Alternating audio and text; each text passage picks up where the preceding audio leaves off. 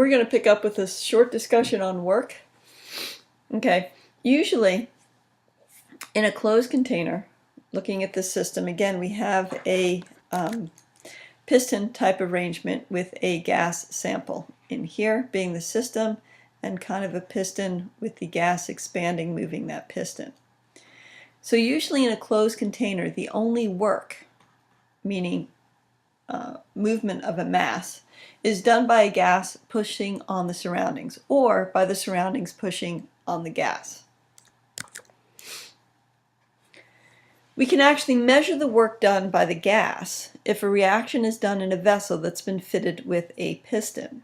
Okay, so here we have a sample of zinc, hydrochloric acid solution, going to be generating H2, hydrogen gas, and through this system going to move that piston up. That work that is done by my reaction system is the pressure times the change in volume. The negative is because the work is done by the system on the surroundings. Enthalpy. This is a new term, and we're going to be using it a lot in the energetics unit. If a process takes place at constant pressure, which is the majority of what we will look at because we do most things at atmospheric pressure, and the only work done is this pressure volume work, we can account for a heat flow during the process by measuring the enthalpy of the system. Recall that enthalpy is the internal energy plus the product of pressure and volume. And I might be defining that term for the same time. I'm not sure you can recall that. All right, so enthalpy, represented by a capital H, is the internal energy plus the work.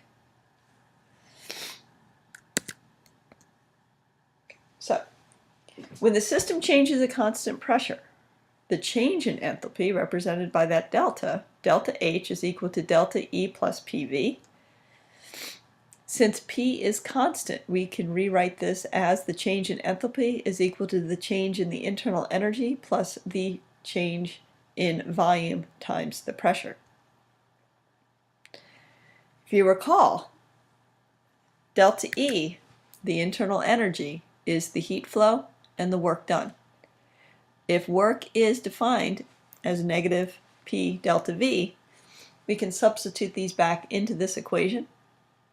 Notice that the W's are going to cancel, and we end up with delta H, the change in enthalpy of the system, is the same as the heat gained or lost. So the change in enthalpy is the heat gained or lost at constant pressure. This will prove to be incredibly useful in calculations that we're going to do in this chapter. So the important thing to note is that the change in enthalpy is equal to the heat flow, and it's going to be hugely important when we do some labs. All right, so let's relate that to phase changes and temperature changes when I am heating up a sample of water or really any other compound. You should know the phase changes. Okay, melting and freezing, okay, happen at the same temperature. Melting is when a solid goes to a liquid, freezing, liquid goes to a solid. We have vaporization or boiling and condensation. Those are the changes between a liquid and a gas phase. And then between gas and a solid, we have sublimation and deposition. Important to note, energy of the system. Solid is the lowest energy phase for a particular substance. Liquid is slightly higher. Notice the difference here in the energy of a liquid versus a gas state. Think about why that might be.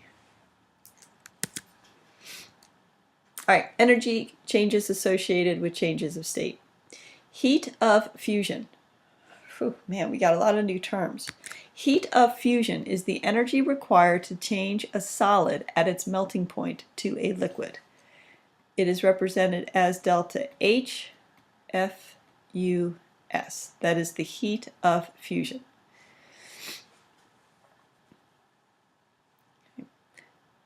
The molar heat of fusion has units of kilojoules per mole. Joules, remember, being the unit for energy, and moles meaning we can relate this to I'll get it. The mass of a substance. Okay, and again, if you note this heat of fusion being blue, whoa. Okay, I'm sorry. Hang on for a second. Got to get the next one. Heat of vaporization, which is symbolized as delta H VAP, also in kilojoules per mole. But if you notice, the heat of fusion in purple is much smaller than the heat of vaporization.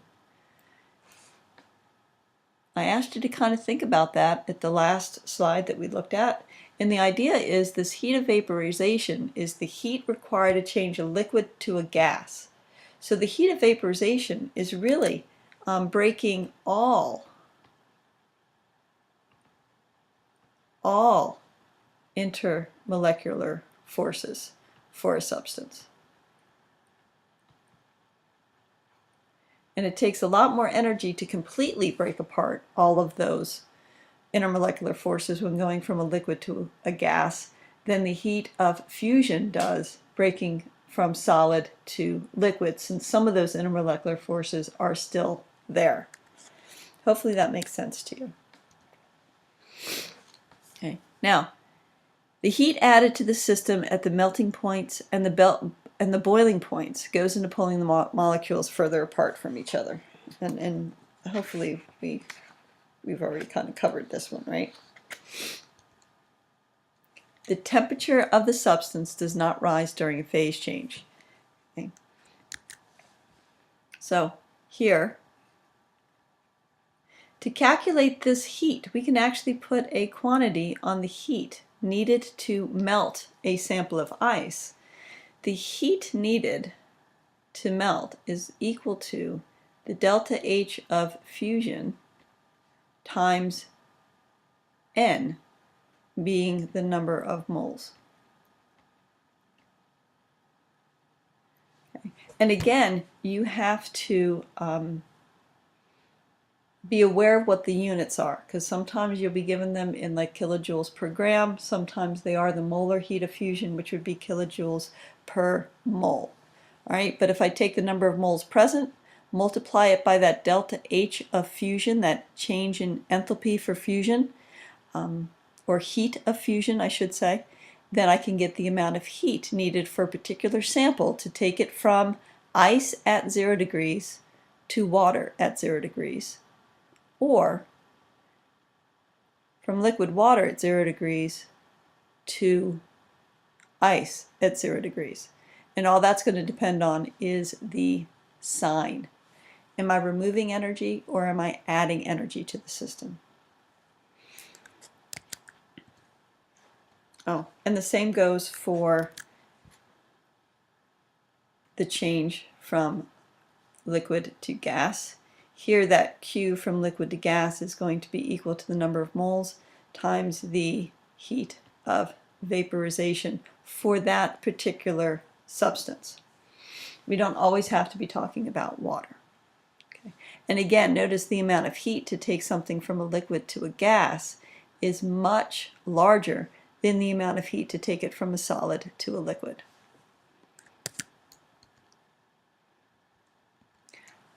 Hang on while I find the solid, its temperature and vapor pressure increase with increasing temperature because the molecules of the solid have increasing kinetic energy. At the melting temperature, heat is absorbed as the solid is converted to liquid at a constant temperature. When melting is complete, the temperature of the liquid and its vapor pressure increase. At the boiling point, temperature remains constant as heat is absorbed to convert the liquid to the gas phase.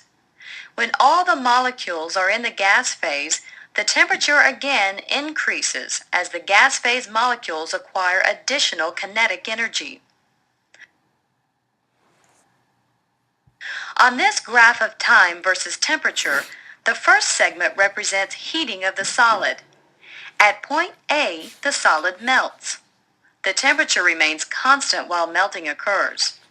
At B, all the solid has melted, and the temperature again increases as the liquid is heated. At C, the liquid boils. Again, temperature remains constant with time until all the liquid has been converted to gas at point D. Then temperature again increases as the gas is heated. The only thing I did not like too much about that little video was that it did not show the difference in heat of vaporization versus heat of fusion. It's kind of an important point. All right, so how do we calculate these things? So I've already talked about how to calculate the heat due to melting or freezing using that delta H of fusion. And we've talked about calculating the heat due to vaporization, again, that delta H times the number of moles. But how do we calculate for those graphs, the inclines, the changes in temperature? Here's where we're going to use something called heat capacities. All right, and for a pure substance, the amount of heat required to raise the temperature 1 Kelvin or 1 degree C is called the heat capacity. The specific heat is the amount of heat required to raise the temperature of 1 gram, 1 Kelvin. And then the molar heat capacity, of course, is the amount of heat required to raise 1 mole of the substance, 1 Kelvin. How do we use this heat capacity number? And by the way, it is something that's either given to you or you have to look it up. All right, Q, again, that Q, that heat. Ooh, hang on. Q, that heat being transferred into or out of the system, is equal to m, the mass of the sample, times the heat capacity C. This has to be given to you. A good one to know is this heat capacity of liquid water. Okay, and this is for liquid water. It changes for ice, it changes for steam. So that's the mass of the samples, m, C is the heat capacity, delta T is the temperature change of the system. And remember, delta means final minus the initial temperature. Sometimes, well, most often, temperature final minus temperature initial.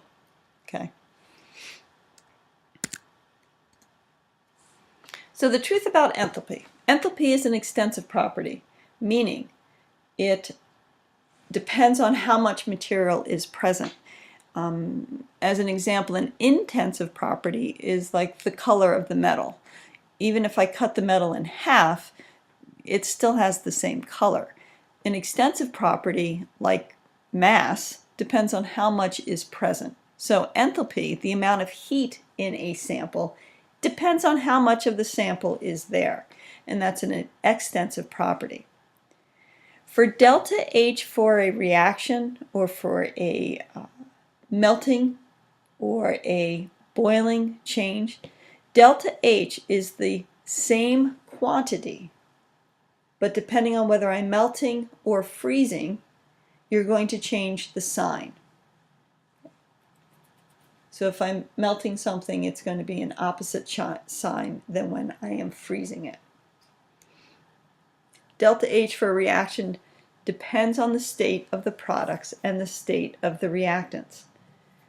It depends on whether I write water as being in the gas phase or water being in the liquid phase.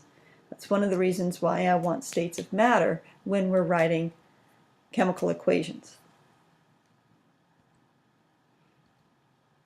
We're going to run across some important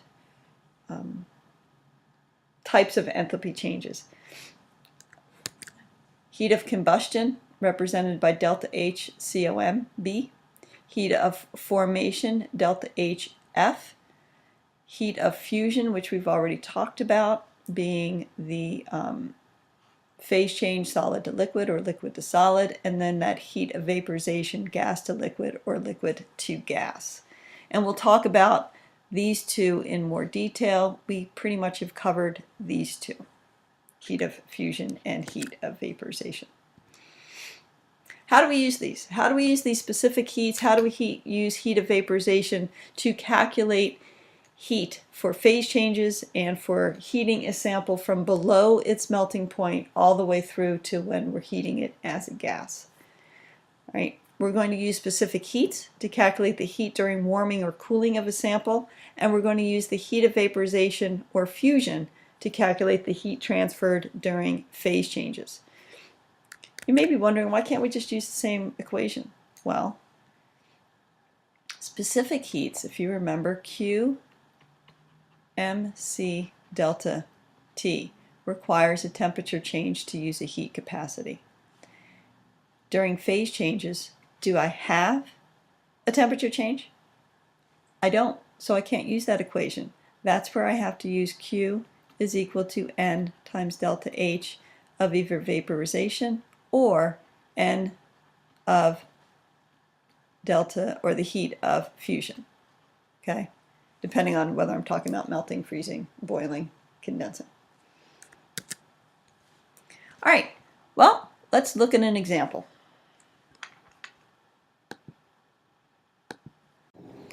Okay, so in this problem, we're going to calculate the overall change in enthalpy for 1 mole of ice being converted to, let's start. 1 mole of ice at negative 25 degrees Celsius converted to steam at 125 degrees Celsius. Under a constant pressure of 1 atmosphere, it gives us specific heats of ice, water, and steam. And it also gives us the heat of fusion and the heat of vaporization for water. Hang on while I answer my phone. Okay, so basically what we're doing here is we're going to take negative 25, you guys play along with me, and then this will be 0. This will be 100 degrees Celsius. That's 100. You guys good with that? We're going to take this, here's our heat going into the system. We're going to take it at negative 25 degrees Celsius, this ice, heat it up till it hits 0. That's its freezing point, melting point. And we're going to continue to add heat as it changes from ice to water. And then as soon as it's all liquid, I should say liquid, we're going to continue to add heat, driving the temperature up of that liquid until I hit the boiling point. And we're going to continue to add heat until everything is steam. And then once everything goes from the liquid to the gas, continuing to add heat is just going to increase the temperature of that gas. When I am finding the delta H for a temperature phase change like this, I tend to label the parts of the curve. I'm going to have to find the heat for phase or section 1, the heat for section 2, heat for section 3, section 4, and section 5. So here's my work. Put it in, yeah, maybe I'll just put it in black. Okay, so for I can't do it in black, that's way too thick. Let's do green. Green's good. All right, so for number 1, since I'm heating up, my equation is Q is equal to mc delta T. I am adding heat into the system because I'm going from colder to warmer in the system, so that's endothermic, so this is going to be a positive quantity. I think that was just a mark. I've got 1 mole of water times the units for the specific heat for ice, 2.03 joules per gram Kelvin. My temperature change is TF. My final temperature is 0 degrees Celsius, and my starting or initial was a negative 25 degrees Celsius. Now, some of you are going, wait a minute, there's Kelvin, not Celsius. Delta T is the same for Celsius versus Kelvin.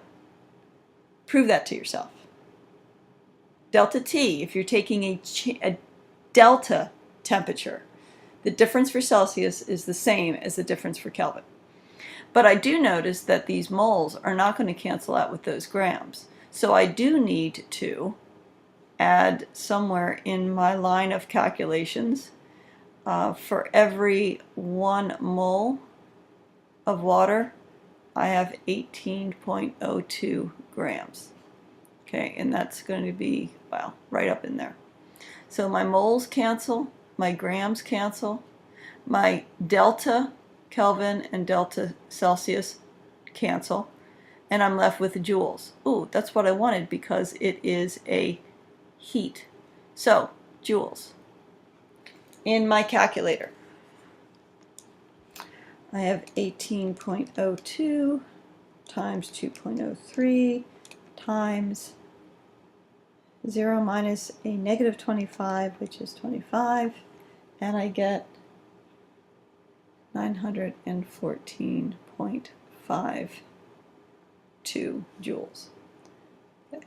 So for my second heat change, that is a phase change, so my Q is going to be equal to N delta H. I'm talking about solid and liquid, so that is fusion. Energy is going into my system, so again, this is an endothermic change, so it should be positive. The number of moles was 1 mole. And my delta H of fusion is given here. It is 6.01 kilojoules per mole. So I should change in 1 kilojoule joules. So my change for my heat for the phase change is, I forgot the 1,000. This has to be 1,000. It's 1,000 joules in 1 kilojoule. So this is going to be 6,010 joules for my phase change number 2. So looking at number 3, that change, I'm going to change colors just so we can maybe follow it a little better. I'm again heating. I have a temperature change, so it's going to be Q is equal to MC, but now it's going to be for the liquid water times delta T. My mass is 18.02 grams, since I have 1 mole of water. My C for liquid water is 4.18 joules per gram Kelvin, and I am going from 0 degrees Celsius to 100 degrees Celsius. My final temperature is 100 minus the 0 degrees, and that's going to give me 18.02 times 4.18 times 100 gives me 7,532 joules. But I'm still not done adding heat and making changes to my system. So let's look at number 4. Number 4, I'm going from all liquid and converting it all to gas. That's going to be Q is N times delta H vaporization. So 1 mole of water times my heat of vaporization, which is 40.67 kilojoules per mole. Convert 1 kilojoule gives me 1,000 joules equal to joules. So I get 40.67 times 1,000. I probably shouldn't have had to actually use the calculator, but I did. Phew, excuse me. 40,670. if you take a quick look, wow, that number's huge compared to everything else. And hopefully it makes sense. Again, because that change, breaking all of those intermolecular forces between those particles, between those water molecules, takes a huge amount of energy. Now that we have all of our water into steam, we're going to continue to heat it. This is section 5. So again, I'm at the Q is equal to mc delta T, although here we're going to use C for steam.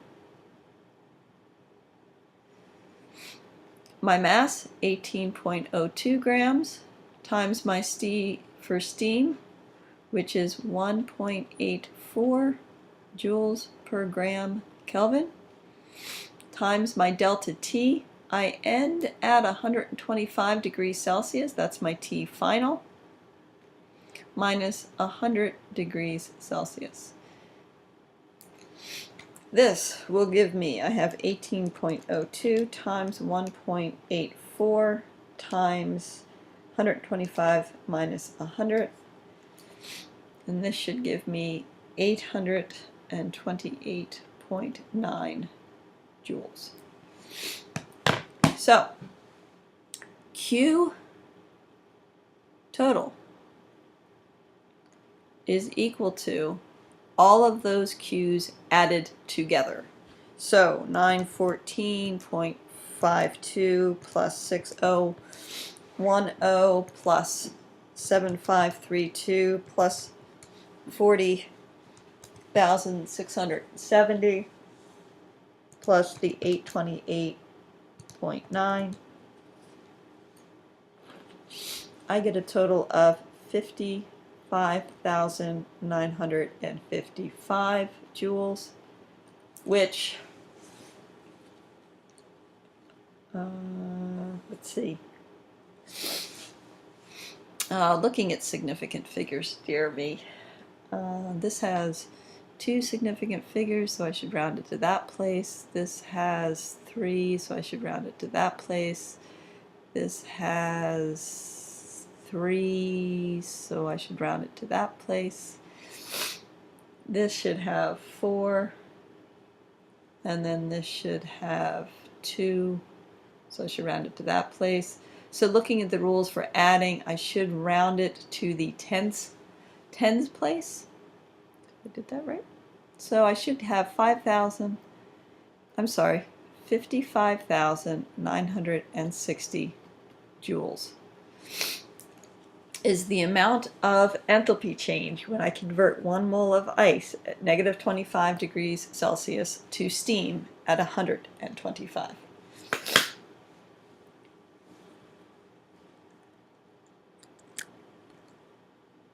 And that ends the screencast.